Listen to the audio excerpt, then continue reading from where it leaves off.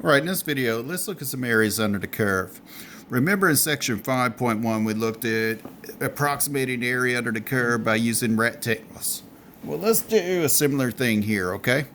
Suppose I have some function f that looks like this curve right here, okay? And I want to approximate the area between that curve and the x-axis and between the line x is equal to a and x is equal to b. So I'm looking for this area right in here, okay? Well, if I'm looking for this area right here, I could approximate that by using these two rectangles. Now what am I going to have? I'm going to have an overestimation if I use the area of these rectangles instead. This is going to be an overestimate, and that part's going to be an overestimate. What if I take this same exact curve here, okay? But instead of breaking it into two rectangles, I break it into a bunch of rectangles. What's going to happen if I use the rectangles to approximate the area under the curve? I'm going to have a little bit of extra area here, here, here, here, but still not nearly as much as the extra area all right here and all right there. So let's say for now that the more rectangles I'm going to have here, the better my approximation of my area under the curve is going to be. Keep that in mind. The more rectangles, the better your approximation of the area under the curve is going to be. All right, let's look at, we're going to get into a definition of area. Let's suppose that here's A on the x-axis, here's B on the x-axis, and let's suppose we want to look at the area between this curve and the x-axis here between A and B. So I'm looking at this area right here. All right, let's suppose that I break this into 4 equal sections, okay? In other words, the interval from A to B I break into 4 equal sections. It's not very equal there. Let me try to get a little better. Maybe something like that will be equal, and then that will be equal. All right, let's use center endpoint. Center points for the height. All right, so let's find a center point between this A value and this value right here. It's about right here. Let's call that x subscript of 1 star, superscript star. And let's call the height of this rectangle where this x value hits my curve. So I'm going to draw a rectangle that looks like this. Let's do the same thing for this interval between this point and this point. Let's find a halfway point. Let's call it x2 star. Let's go up till we hit the curve, and we'll make a rectangle going left and going right. Same thing with this one. We'll find a halfway point between here and here. We'll call it x3 star. Go up till we hit the curve, go left, go right. Same thing here. We'll call it x4 star. Go up till we hit the curve, go left, and go right. All right, so I want to approximate the area under this curve using these rectangles. So I'm going to say my area is approximately the width of each rectangle times the height of it. Well, let's assume that I made all these rectangles the same width. And let's suppose I call that width delta x, delta x, delta x, and delta x, okay? So let's find the area of my first rectangle. Area of my first rectangle is going to be width times height. Well, the width is delta x times the height is right here, and that's my value of f at x1 star. F evaluated at x1 star. Plus the area of this rectangle now is going to be width, which is delta x again, times the height, which is right here, or I could say f evaluated at what? x2 star. F evaluated at x2 star. Now the third rectangle is going to have a width of delta x, and its height is going to be f3 star. And for the fourth one is done similar, delta x times f at x4 star.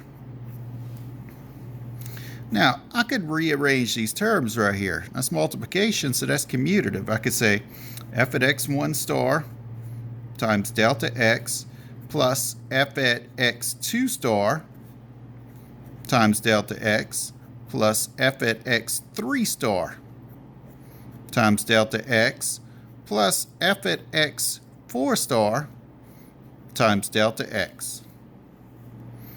Now if we wanted to, being what we learned earlier, we could use sigma notation. I could say, okay, this area is approximated by delta x is a common multiplier in all these sums.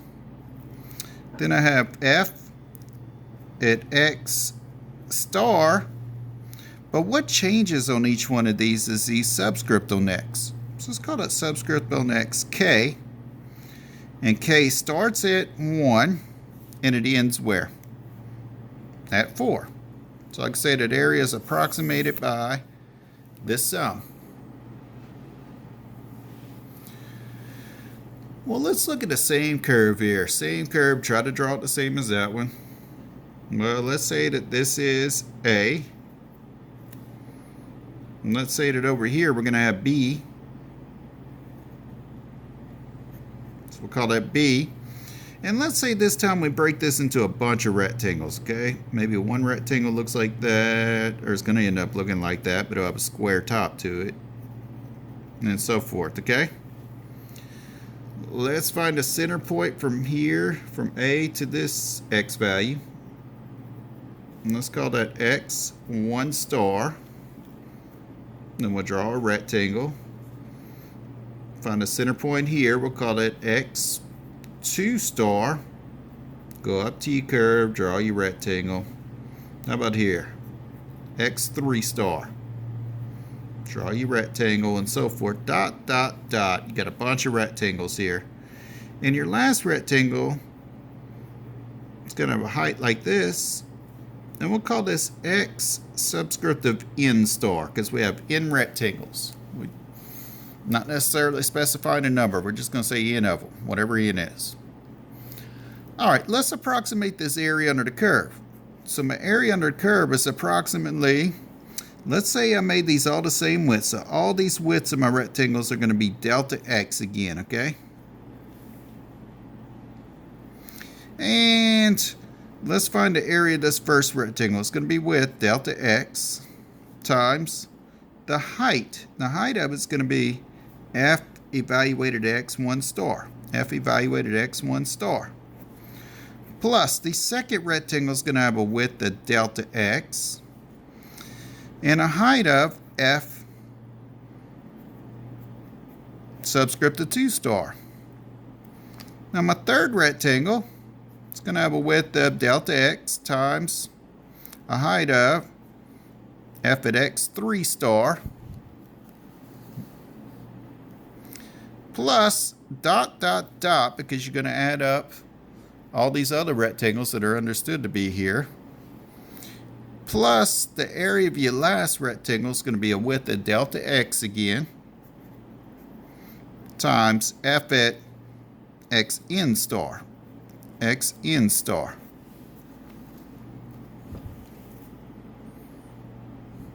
All right, so let's see how we're going to put all this together now.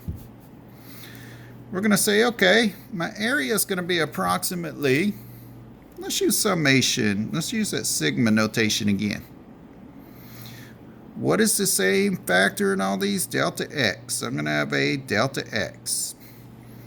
In all these sums, what do I have? F at x star. And what's changing is my subscript. So my subscript, I'm going to call k for the change of value. Now where does k start at? K starts at a value of 1. K starts at a value of 1. Where does k end at? A value of what over here? Value of n. Now that's a better approximation if I have more rectangles here. Won't I have an even better approximation if I use 100 rectangles? I might not be able to do my drawing too well. My delta x is going to be skinny. It'd be hard to show you stuff in there. What if I make 1,000 rectangles? Would that be even better approximation? It'd be less wasted area here, here, here, here. What if I make 1,000,000 rectangles? That'll give me a better approximation. How about 1,000,000,000,000 rectangles? Well, y'all see where I'm going with this. I'll give you a better approximation, but still an approximation. How do I find the exact area under this curve right here? What if I wanted area under the curve is equal to instead of approximate? Well, what I would do is I would say that's going to be this sum here where k is equal to 1 to n of f at x k star delta x, so this sum right here, but it's going to be the limit as my number of rectangles n goes off to infinity, because as this goes to infinity, each one of these rectangles gets skinnier and skinnier and skinnier, and it'll eventually give me the area under the curve. And we say that area under the curve is the integral from a to b of f of x dx. F of x dx is what we say the area under the curve is. So let's say area under curve.